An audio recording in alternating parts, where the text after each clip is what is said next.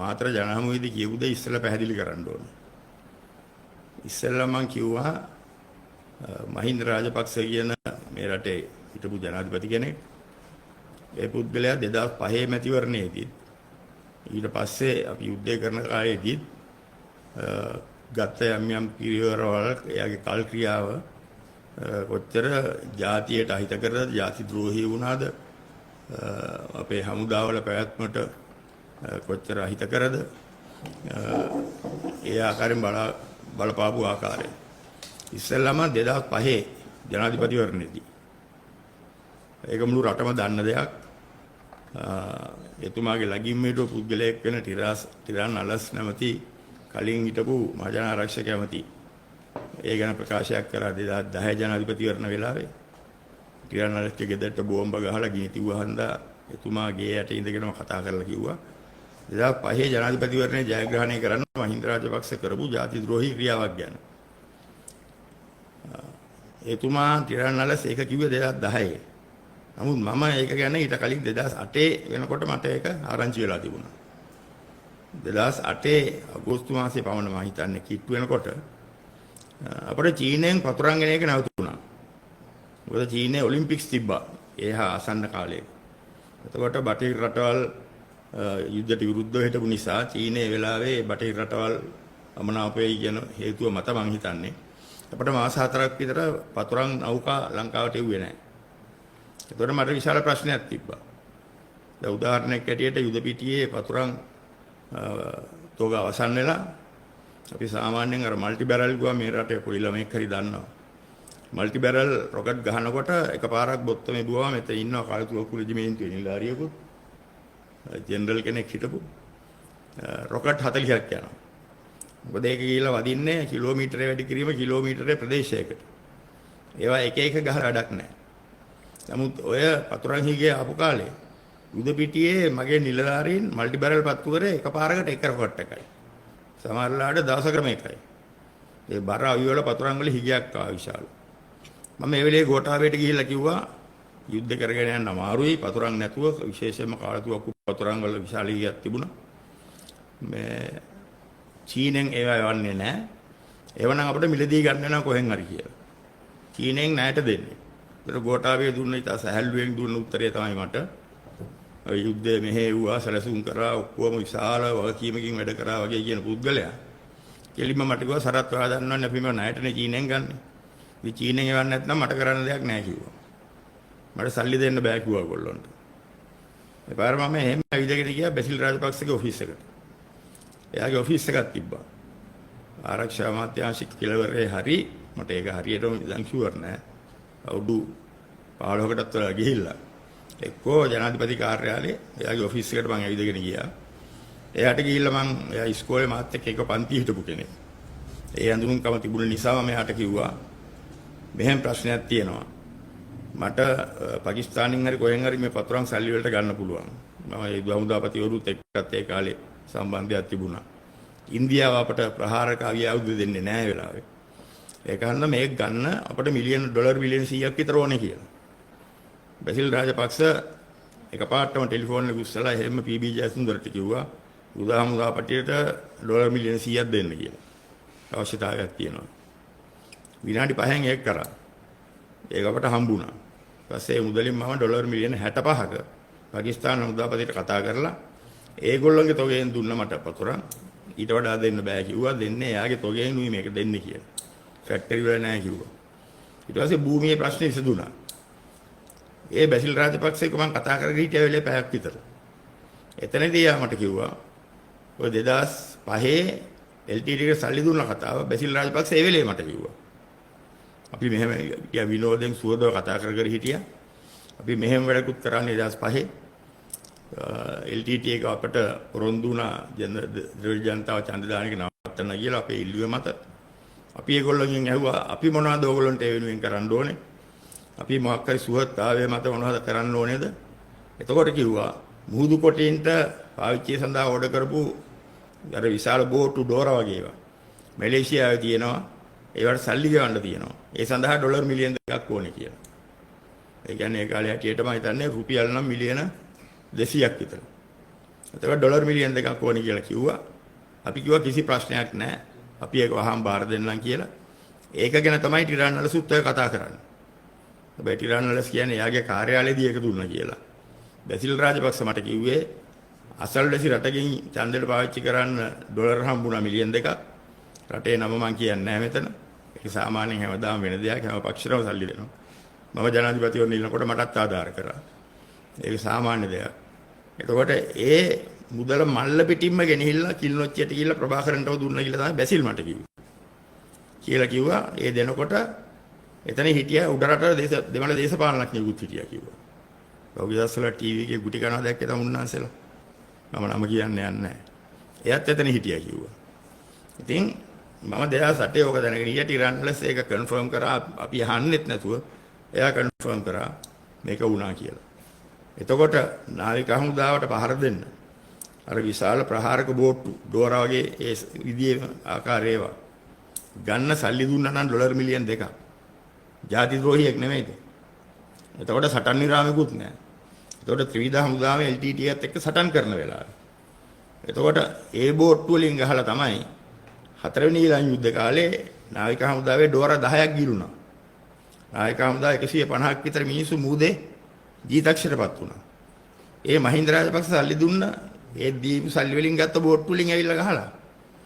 එතකොට පුතා නේවි එකට දාගත්තට පුතා ගියේ නෑ මූදට. පුතා නේවි කියලා කරේ කොළඹ ඉඳලා රගර් ගැහුවා. මෙහි ඉඳන් කාර් රේස් ගියා. එයාගේ මාමණ්ඩි නේවි කීට පින්ද පුතත් ඒකට දැම්මා. ඒ අර නේවිකේ රාජකාරියක් කරේ නෑ. නමුත් නේවිකේ අහිංසක කොල්ලෝ ඔය කරන්නාගොඩල ගිහිල්ලා නාවික හමුදාපති හැටියට මහින්ද රාජපක්ෂලාගේ සපත්තුලව කෑවට නේවි එකට මහින්ද රාජපක්ෂ විතර ද්‍රෝහි වෙලා නැහැ මේ රටේ කිසිම රාජ්‍ය නායකයෙක්. නේවි එකට. ඒකට මේක නාවික හමුදාවත් දැනගන්න ඕනේ ජනතාවත් දැනගන්න ඕනේ. දෙවෙනි කරුණ අපි යුද්ධය අවුරුදු 2කමාරක් විතර කරලා අපි ඉතා ජයග්‍රාහී අන්දමෙන් කරගෙන ගියා. හැබැයි ඒ වෙනකොටත් 2009 ජනවාරි විතර වෙනකොට අපි කිල්නොච්චියත් අල්ලලා ඊට පස්සේ 2009 ජනවාරි 26 මුලතිවුත් ඇල්ලුවා. ඒ වෙනකොට මගේ රණවිරු යුද හමුදාවේ 4500ක් පමණ ජීවිත පූජා කරලා තිබුණා. නමුත් අපි කිසිම ආකාරයකින් අපේ කැපීම අඩු කරේ නැහැ. මොකද අපි 2009 ජනවාරි වෙනකොට අපි අවසානයේ පෙණි හිටියේ. පුදුකුඩු කිප්පුත් වට කළා. උන්වහන්සේලා දන්නවා පුදුකුඩු කිප්පු තියෙන්නේ කොහෙද? නැත්ති කණ්ඩායල් කලොපුවේ උඩක කෙළවරේ. ඒවත් වට කළා අපි හිටියේ. ශාස්ත්‍රවාදීන් කිලෝමීටර් 10 වැඩි කිරීම 10 පමණ ප්‍රමාණයකට කොටු කරලා හිටියා අපි. මුලතිව් ඇල්ලුවාට පස්සේ ජනවාරි 26 වෙනිදා. එතකොට ජනවාරි 27 අපි මුලතිව් ජනවාරි 26 ඇල්ලුවා. ජනවාරි 27 ගෝඨාවේ මට කියනවා කතා කරලා බොහොම ආදරෙන් සරත් වාදන් අවුරුදු 2කමාරක් මේ යුද්ධ කරානේ. දැන් කොච්චර මාංශය ඇතිනේ. පොඩි අර ජගත් ජයසූරිය කියලා මිනිහෙක් ඉන්නේ වවුනියාට වෙලා බිබී ඉන්නේ. ඒ මිනිහට දැන් ওই ඉතුරු ටික කරන්න බාර දීලා ඔයා පොඩි රෙස්ට් එකක් ගන්න කිව්වා. ආදරයක් ඇවිල්ලා. මුලතිව් අල්ලපු ගමන් 26 27 වෙනිදා මට මේ කියන්නේ. මොකද එතකොට අපි දන්නවා තව මාස දෙකක් ඇතුළත මේක ඉවරයි කියලා. මං කිව්වා මට රෙස්ට් එකක් ඕනේ නැහැ. මේකේ අවසානයක් දකින්න ගමන් මේක අතාරින්නේ නැහැ. මට එක මිනිස්සුගේ ගැන විශ්වාසිකුත් නැහැ. ඔය ජගත් ජයසූරියලා වගේ කියලා මම කිව්වා මම මේක බාර දෙන්න බෑ යාට කියලා. ඒ 27 වෙනිදා ජනවාරි 28 වෙනිදා මහින්ද රාජපක්ෂ මට කතා කළා මට නියෝගයක් දෙනවා. 2009 ජනවාරි 31 සහ 2009 පෙබරවාරි 1 වෙනිදා සටන් විරාමයක් දෙන්න කියලා. පැය 48ක්. හමුදා සටන් විරාමයක් ඉල්ලන්නේ නැහැ. මොකද අපි දැන් ජයග්‍රහණයේ උළුවස්සගාවට ඇවිල්ලා ඉන්නේ. ජයග්‍රහණය අපිට 100%ක වෙලේ සහතිකයි. අපිට සටන් විරාම අවශ්‍යතාවයක් තිබුණේ නැහැ. අපි ඒකට හමුදා ශක්තිමත් ලක්ෂ 2 විතර හමුදාවක් හැදිලා 1,16,000 හමුදාව ලක්ෂ 2ක් බවට පත් වෙලා අපිට විවේක ගන්න අවශ්‍යතාවයක් තිබෙන්නේ නැහැ. යුද පිටියේම ඒවට ක්‍රමවේද අපි හදාගෙන තිබ්බා. යුද පෙරමුණේ සෙබළුන්ට විවේක ලැබෙන්න නිවාඩු යන්න ඔක්කොම ක්‍රමවේද හදලා තිබුණේ එතකොට. මෙයා මට කියන විවේක ගන්න කියලා. මම බෑ කිව්වම ජනවාරි 28 මට නියෝගයක් දෙනවා මහින්ද රාජපක්ෂ. ජනවාරි 31 සහ ජනවාරි 1 වෙනිදා පෙබරවාරි 1 වෙනිදා සටන් විරාමයක් දෙන්න. ඒකට අපිට නියෝග පිළිපදින්න උනා. මම ඒක කිව්වා මගේ හමුදාවේ කවුරුත් ඒකට කැමති වුණේ නැහැ. නමුත් මට කියන්න සිද්ධ වුණා මේක ජනාධිපතිගේ නියෝගයක් අපිට පිළිපදින්න වෙනවා කියලා. එතකොට ඒ දවස් දෙකේ අපි අවිබිම තිබ්බා. අවිබිම තියලා සටන් නැවතුවා. අපි සටන් කරේ ප්‍රතිපත්තියක් ඇටියට 2006 ජූලි මාසේ පටන් ගත්ත වෙලේ ඉඳලම ත්‍රස්තවාදියාට විවේකයක් නොදී සටන් කරපු එක තමයි අපි කරේ. අපි අවුවේ වැස්සේ රෑ දවල් දිනපතා දවස් 365ම සටන් කරා. නමුත් ඒ ප්‍රතිපත්තිය කැඩුනා පළවෙනි වතාවට. පැය 48ක අපි අවිබිමත වීමක් කරා. අපේ තුවක්කුපත්තු වෙන්නේ නැහැ. කාල තුවක්කුපත්තු වෙන්නේ නැහැ. සන්නාසන්නදරත ගමන් කරන්නේ නැහැ. එහෙම තියෙනකොට ජනවාරි 30 කරා ත්‍රස්තවාදීන් නත්ති කණ්ඩායම් කලපුව හරහා ඇවිල්ලා විශාල ප්‍රහාරයක් අපට එල්ල කරා. විශාල ප්‍රහාරයක්. කළා අපේ ආරක්ෂක වළලු කැඩුවා ඒ පැත්තේ. අපේ සෙබළු පස්සෙන් පස්සට එන්න පටන් ගත්තා. ඒ වගේ ප්‍රහාරයක් එල්ල කරන්න බෑ ත්‍රස්තවාදීන්ට දවසකින් සැලසුම් කළා. ඒ ප්‍රහාරය අනිවාර්යයෙන්ම ඒ වගේ විශාල ප්‍රහාරයක් කලපුව හරහා ඇවිල්ලා අනිවාර්යයෙන්ම ඒගොල්ලෝ සැලසුම් කරගෙන හිටියා. ගෝඨාභය මට කියනකොට මට විවේකයක් ගන්න කියලා. ඔය මුලතිව අපි අල්ලපු ගමන්ම ඒගොල්ලෝ ඒ ප්‍රහාරය සැලසුම් කරා.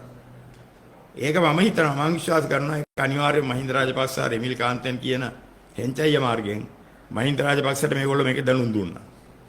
දුන්නේ හින්දා තමයි එක එක උඩර වැටි දාලි වල මම පැත්තට කරලා තියන්න බැලුවා මට විවේකයක් දෙන්න කිව්වා. ඒ ඔක්කොටම විරුද්ධ වුණාම සටන් විරාමයක් දුන්නා. ප්‍රහාරය යොමු කරන්න තිබුණ ජනවාරි 31 වෙනිදා දවසේ සටන් විරාමයක් දුන්නා. එතකොට ඒක දැනගෙන අනිවාර්යයෙන්ම මහින්ද රාජපක්ෂ එතකොටත් එමිල් කාන්තන් එක්ක ගනුදෙනු කරා. අර ටිරානලස් කියන්නේ මාවිල්ලාරුවේදී මම සටනට යන්න හදනකොට මහින්ද රාජපක්ෂ ටිරානලස්ට කිව්වා කියලා. මේ සරත් ෆොන්සේකාට පිස්සු යුද්ධයට යන්න හදනවා. අන්න අර එමිල් කාන්තන්ට කතා කරලා ඔක කොහොම හරි කරලා මාවිල්ලාරු ප්‍රශ්න විසඳන්නකෝ කියලා. කිව්වා කියලා කියනවනේ. එතකොට එමිල් කාන්තන් කියන්නේ මේගොල්ලෝගේ එයා තමයි ප්‍රභාකරන් එක්ක ගනුදෙනු කරපු එක්කෙනා.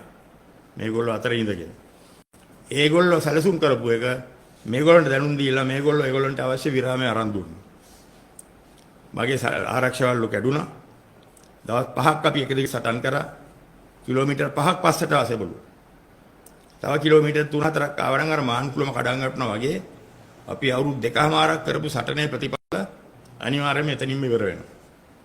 මොකද අපේ අත්දැකීම් තියෙනවා. ඒ වගේ ආරක්ෂකවලු කඩන් අටුනවා අපේ සෙබළු සමහරලාට දුෂ්කරතාවයටපත් වෙනවා. ඒව අල්ලගෙන ඉන්න බැරි වෙනවා. එතකොට පසුබසිනවා. එහෙම වෙලා තියෙනවා මුදාවේ. එතකොට මේ තත්ත්වයටපත් වුණා.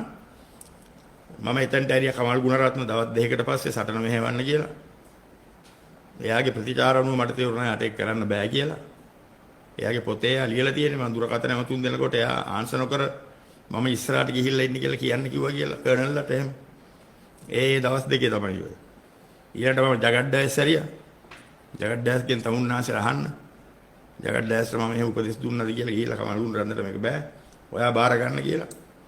ඊට පස්සේ දවස් දෙකක් විතර එක්ලා ජගඩ්ඩාස් මට කිව්වා සර් වැඩේ අමාරුයි මේ කරන්න බෑ ළමයි පස්සෙන් පස්සටම එනවා දිගටම කියලා.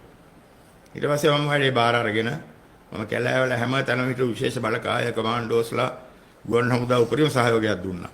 කැලෑවලින් එළියට අරගෙන හෙලිකොප්ටර් දාලා ගිහිල්ලා ඒගොල්ලෝ බස්සල ඉවරලා අපි තව දවස් දෙකක් සටන් කරලා තමයි මේ ප්‍රශ්නේ විසඳගත්තේ. හැබැයි සෙබළු 500ක් විතර ජීවිතක්ෂරපත් වුණා. මාර්තු මාසේ මැද වෙනකොට ඉවරෙන්න තිබුණ යුද්ධය මැයි මාසේ මැද වෙනකන් ඇදුණා. අපේ අවිය ආයුධ කෝටි ගාණක අවිය ආයුධ අපිට නැති වුණා. ඒ සිද්ධියට සම්පූර්ණ වා කියන්න ඕනේ. ජීවිතවලට වෙච්ච හානියට යුද්ධය දිග්ගැහිලා වෙච්ච අනවශ්‍ය වියදම් වලට සියලු දේට මහින්ද රාජපක්ෂ වා කියන්න ඕනේ. දැන් සිංහයක් වගේ සිංහයා කියලා ඉන්නවා සිංහමක් පොරවගෙන. හැබැයි නිවටෙක් වගේ එක එක ලව්වලා අර ඉත්තපානේ ඉත්ත කන්දේ සද්දාතිස්ස ඒ වගේ කට්ටිය දාලා කියනවා සටන් විරාමයක් තිබුණ නැහැ කියලා.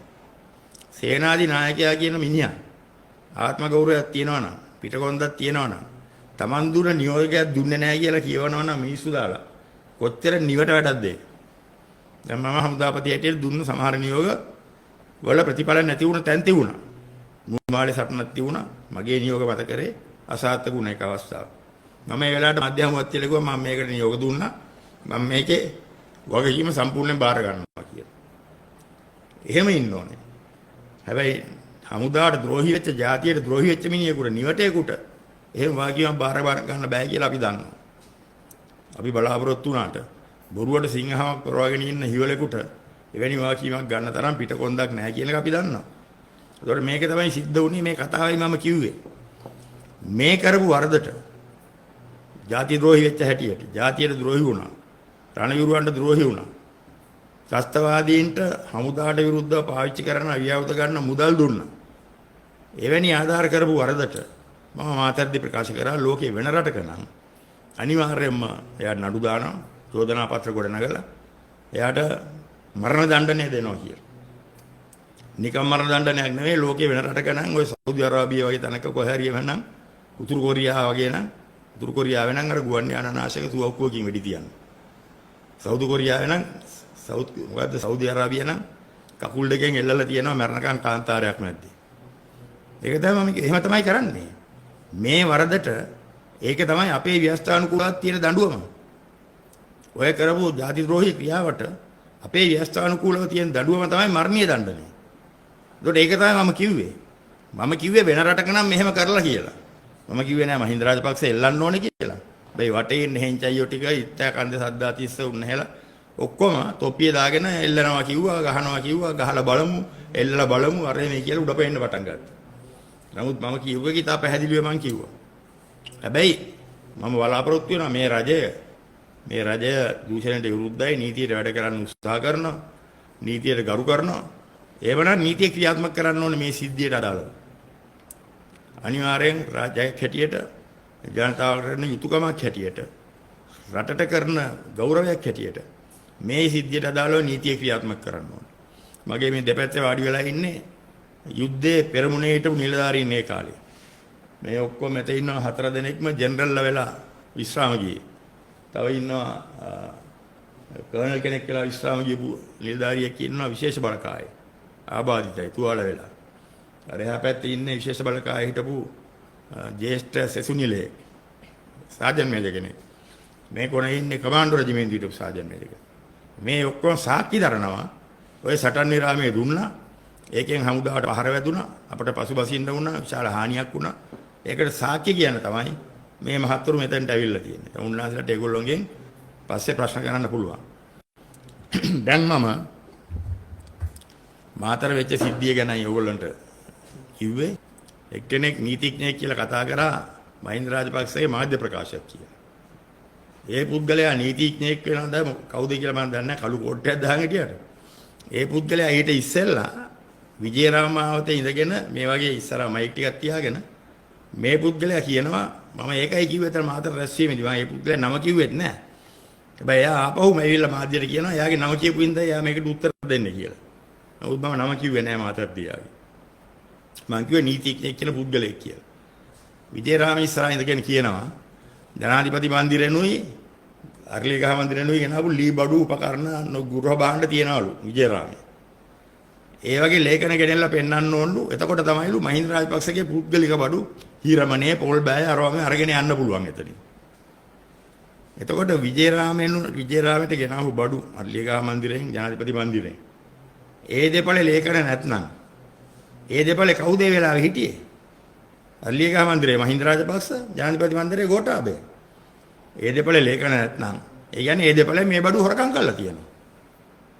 රජයේ දේපලක් කොහෙටවත් අතනකින් තනකට ගෙනියන්න බෑ. දැන් මට මෙතන ගෙනෙල්ලා මම ඇමති කාලේ හිටපු තැන් වල තිබුණු ලී බඩු තියාගෙන ඉන්න බෑ. ඒ කියන්නේ අර දෙපළෙන් ඒව හොරකම් කරලා තියෙනවා. එතන තියෙන්නේ පෞරාණික වටිනාකමක් තියෙන. ඉතිහාසගත සුද්ධෝන්ගේ කාලේ ඉඳලා තියෙන ලී බඩු ආදිය ඒවා ලෝකේ දැන් සොයා ගන්නත් නෑ කොහොම. ඒවා එතනින් පන්නලා තියෙනවා. අයියයි මල්ලි එකතු වෙලා උස්සලා තියෙන විජේරාමේ. විජේරාමෙත් ලේඛනයක් නැහැලු. ඒ දෙපළෙන් ගෙනාව ඔඩු මොනවද කියලා. දැන් මේ නීතිඥයෙක් කියන්නේ ඒ කියන්නේ විජේරාමේ තොරු. ඒ දෙපළෙන් බඩු ගෙනාව නම් විජේරාමේ ලේඛනයක් තියා ගන්නවා. දැන් මෙතනට ගෙනාවොත් කොහෙන් හරි බඩුවක් පුද්ගලික බඩුවක් වුණත් මම මේක ලේඛනයක් තියා ගන්නවා. මට පස්සේ කියන්න බෑ මේක ලේඛනයක් නෑ මම මේක උඹට දෙන්නේ නෑ කියලා. එතකොට මේ නීතිඥයා දන්නේ නෑ. මේ නීතිඥයා බඩු හොරකම් කිරීමට විරුද්ධව මහින්ද රාජපක්ෂට නඩු දාන්න පුළුවන් අවශ්‍ය කරුණු ටික සැපයුවා. විජේරාමේ ගේ ඉස්සරහම ඉඳගෙන. ඒකයි මම කිව්වේ මම හර්ෂණානක් කරනවා මේ වෙලාවේ ওই නීතිඥයා මම මෙලහට අත්අඩංගුවට අරගෙන. අනිවාර්යයෙන්. ඉස්සෙල්ලාම එයා ගන්න ඕනේ. අරගෙන ඉවරලා එයා තමයි පළවෙනි සාක්ෂිකාරයා සහ වරද වහීමට කිරීම වෙනුවෙන් වැරදිකාරයා. එතකොට මම ඕක කිව්වම තමයි මේ නීතිඥයා කියන පුද්ගලයා කුලප්පු වෙලා ඇවිල්ලා මේ මහින්ද කියන්නේ සිංහයෙක්, ෆොන්සේකා කියන්නේ ගස්වල පොතු කන කලවැද්දෙක්. දැන් මේ මොඩයා දන්නේ නැහැ මේ ගස්වල පොතු කන සත්තු කොච්චර ඉන්නා ශක්තිමත් තේජාන්විත සත්තු. අලියා කන්නේ මොනවද? ගහකොළනේ. අපේ රටේ ඉන්න ශක්තිමත්ම සතානේ. ඊළඟට මේ වලහ මොනවද කන්නේ? ගහකොළනේ. හැබැයි මේ පුද්ගලයා මහින්ද රාජපක්ෂගේ අසූචි වලේ බැහැගෙන ඉඳගෙන ඒ අසූචි හොදන්න උත්සාහ දරමින් මහින්ද රාජපක්ෂගේ සෙරෙප්පුලවක් අමින් හැසිරෙන ආකාරය අනුව මට පේන්නේ මේ පුද්ගලයා නීතිඥයෙක්ද කියලා අපි දන්නේ නැහැ. අපි කොහෙවත් උසාවියක දැකලත් නැහැ. මීට කලින් අහලත් නැහැ. මේ පුද්ගලයා අර හේින කියලා සතෙක් ඉන්නේ. තමුන්නාසලා අහලා ඇතිනේ. හේින කියලා සතෙක් ඉන්නේ. කට දෙපැත්තෙන් කෙල peerගෙන හේින කන්නේ කුණු වෙච්ච මස් වේම. සිංහයෝ කොටියම කාලේ ඉතුරුලා දාලා තියෙන මල කුණු තමයි හේින කන්නේ. මේ පුද්ගලයා හේින වර්ගේ පුද්ගලයෙක්. එතකොට ඒක හද තමයි මේ අපට එක එක නම් කියාගෙන අපි හංගඩු ගන්නද. මම කලවැද්දෝ කියලා කිව්වේ ඔය කලවැද්ද සනුහරේට. ඔය සනුහරේ වැඩ මිනිස්සු කරේ ඔක්කොම ඒ කාලේ බලේ ඉන්නකොට කලවැදි වැඩ. ඔය කරපු එළියට ආවනේ. රට විනාශ වුණේ. එතකොට ඒ වගේ වැඩ කරන අයට කලවැද්දා කියපු එක වරදක්ද? ඒක තමයි දෙන්න පුළුවන් උසස්ම ගරු නම්බුනා මේ. එතකොට ඒ උන්ට එක හැරලා මට ආපහු කලවැද්දා කියලා එක හරියන්නේ නැහැ. මොකද අපි කලවැදි වැඩ කරලා නැහැ. අපි හැමදාම ගෞරවනීය විදියට අපේ යුතුයකම් මාතෘ භූමිය වෙනුවෙන් ඉෂ්ට කරලා තියෙනවා. අපවීමෙන් ලේ දහඩිය කඳුළු හෙලලා පෞද්ගලික ජීවිතේ පැත්තක තියලා. ඒකන්ද අපි කරපු කැපකිරීම වල ජන තරජනයක් කරන අභියෝග කරන්න මේ වගේ හේිනලට කොහොමද බෑ. ඒකන්ද මේ පුද්ගලයා ගැන මම ඊට පස්සේ යා කියපු කරුණු මම කීපයක් කියන්නම්. මම වෙඩි වැදුන රතේ ගෙනිච්චා කියලා hina වෙනවා. ඡන්ද ව්‍යාපාර. අනිත් අයට පුළුවන් තමුන් කරපු වීර වැඩ අරවම ගැන කතා කරන්න මැතිවරණ වේදිකාවල ගිහින්. වෙඩි වැදිච්ච රතේ කියන්නේ ලෝකේ වෙන රටක නම් අමුදාපතිගේ රතේ. ඒ රතේට ත්‍රස්තවාදීන් ප්‍රහාර දීලා සිද්ධ වුණේ. වෙන රටවල නම් ඕක මියුසියම් එකක තියෙන්නේ. එක්ක හමුදා මියුසියම් එකක එක්ක රටේ මියුසියම් එකක. මේක මේගොල්ලෝ වෙන්දේසි කරා. රටේ මිනිහෙක් සල්ලි වලට අරගෙන මට ගෙනලා පරිත්‍යාග කරා. මගේ නෝම කන්න ඕනින් ඉඳලා ඉතිහාසෙ මකන වෙන්දීසි කරා. රාජපක්ෂලා. සිවිල් පුද්ගලයෙක් මම දන්නේත් නැහැ. වෙන්දේසියෙන් අරගෙන ඇවිල්ලා මට පරිත්‍යාග කරා. ඉතින් ඒවා ජනතාවට අපේ දරුවන්ට ඓතිහාසික දේවල් දැනගන්න ඉඩ තියෙන එකේ වරදක් තියෙනවා. මොකද මේ කුහකයට කතා කරන්න ඉතිහාසයක් නැහැ. ජනතාවට පෙන්වන්න දෙයක් නැහැ. අර කෝට් එකයි මූණ දැක්කම මට නම් නිකන් දකින්නකොට මට ආටිය මූසල හැංගීමක්. නිකන් අමුතුම චරිතයක්. ඒව ඇරෙන්න පෙන්වන්න දෙයක් නැහැ. ඒතකොට කුහකකමට අපි වෙඩි වෙදිච්ච දෙයක් හරි යුද හමුදාවේ ජයග්‍රහණයක් වෙනුවෙන් කැපකිරීමක් කරපුවා. ඒවා පෙන්වුවාම අපේ සමහරලාට ආබාධිත නිලධාරීන් සබොල්ලු ඒගොල්ලන්ගේ ආබාධිත කකුල පෙන්නනවා මාධ්‍යයට. ඇයි ඒ පෙන්වන්නේ? අපි කරපු කැපකිරීම බලා ගන්න කියලා. ඒතකොට ඒවට hina වෙනවා නම් මේ පුද්ගලයා කොච්චර නින්දිත සජිත් ප්‍රේමදාස මහතාගේ භාෂාවෙන් කියනවා නම් කුජීත පජාත පුද්ගලෙක්ද කියලා තමුන්නාසලට හිතා ගන්න පුළුවන්.